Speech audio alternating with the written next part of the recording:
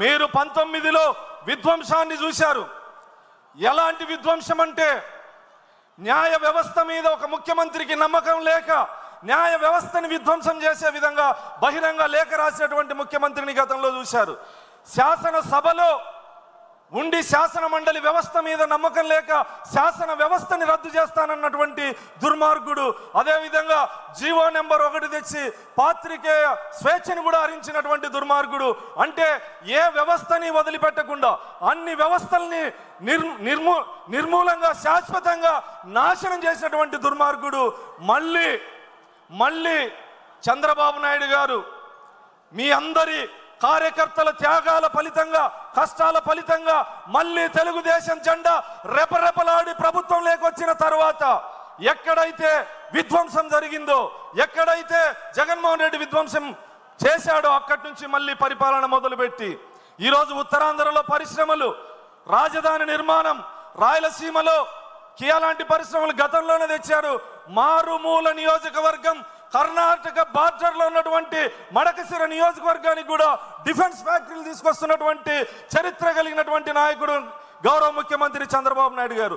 అదేవిధంగా ఈరోజు గతంలో విద్యుత్ రంగాన్ని నిర్వీర్యం చేశారు. మళ్ళీ గౌరవ ముఖ్యమంత్రి చంద్రబాబు నాయుడు గారి ఆధ్వర్యంలో విద్యుత్ శాఖలో కూడా విప్లవం రాబోతోంది. ఆంధ్రప్రదేశ్ మొత్తం సౌర విద్యుత్ రాబోతా ఉంది, సోలార్ ప్రాజెక్టులు రాబోతా ఉన్నాయి. మా ఒక్క నియోజకవర్గానికే దాదాపు 15,000 కోట్ల రూపాయలతో 4,000 మెగావాట్ల సోలార్ విద్యుత్ శాంక్షన్ చేసినటువంటి చరిత్ర. అంటే ప్రతి నియోజకవర్గంలోనూ అభివృద్ధి సంక్షేమం 2 కళ్ళుగా భావించి విధ్వంసం ఎంత స్థాయిలో జరిగిందంటే గతంలో ఎస్సీ ఎస్టీ బీసీ మైనారిటీ కాపు కార్పొరేషన్ని పూర్తిగా నిర్వీర్యం చేసి ₹1 రుణం ఇవ్వనటువంటి జగన్మోహన్ రెడ్డి పరిపాలన. మళ్ళీ గౌరవ ముఖ్యమంత్రిగా చంద్రబాబు నాయుడు గారు బాధ్యతలు తీసుకున్న తర్వాత మళ్ళీ అన్ని కార్పొరేషన్లకు జీవం పోసి ప్రతి కార్పొరేషన్ ద్వారా ఆయా కులాల అభివృద్ధికి కృషి చేస్తున్నటువంటి వ్యక్తి గౌరవ ముఖ్యమంత్రి చంద్రబాబు నాయుడు గారు. గతంలో పోలీస్ వ్యవస్థని జోబు సంస్థగా వాడుకొని ప్రైవేట్ సైన్యంలో వాడుకొని చేయనటువంటి దుర్మార్గాలు లేవు.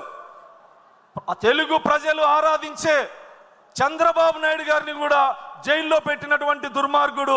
వేదిక మీద ఉన్నటువంటి అనేక మంది నాయకుల మీద, వేదిక కింద ఉన్నటువంటి కార్యకర్తల మీద అక్రమ కేసులు పెట్టి వేధించినటువంటి దుర్మార్గుడు జగన్మోహన్ రెడ్డి అని సందర్భంగా తెలియజేస్తూ మళ్ళీ ఈ రాష్ట్రంలో ప్రజాస్వామ్య పరిపాలన జరుగుతూ ఉంది.